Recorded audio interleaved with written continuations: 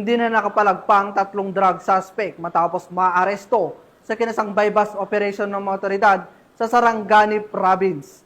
Ibabalita dyan si Patrolwoman Emilu Pedroso.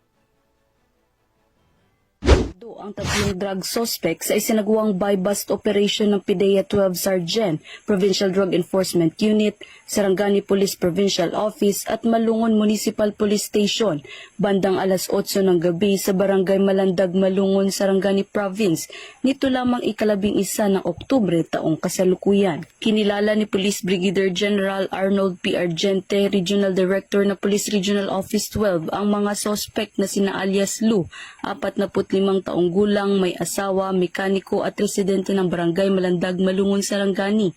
Alias Junior, 45 taong gulang, may asawa, manggagawa sa construction.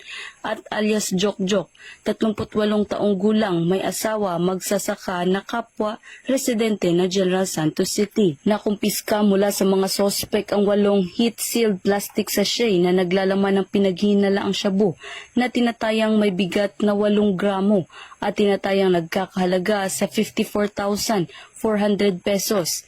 Isang 1,000 peso bill na ginamit bilang buy-bust money at 3 peking 1,000 peso bill na ginamit bilang budol money at isang Samsung na cellphone. Mahaharap ang mga sospek sa kasong paglabag sa Section 5, 6, 7, 11 at 12, Article 2 ng Republic Act 9165 o Comprehensive Dangerous Drugs Act of 2002. Ang matagumpay na operasyon ay bunga ng pagpapaigting ng Police Regional Office 12 sa kampanya laban sa iligal na droga upang matiyak ang kaayusan at kapayapaan ng buong rehiyon.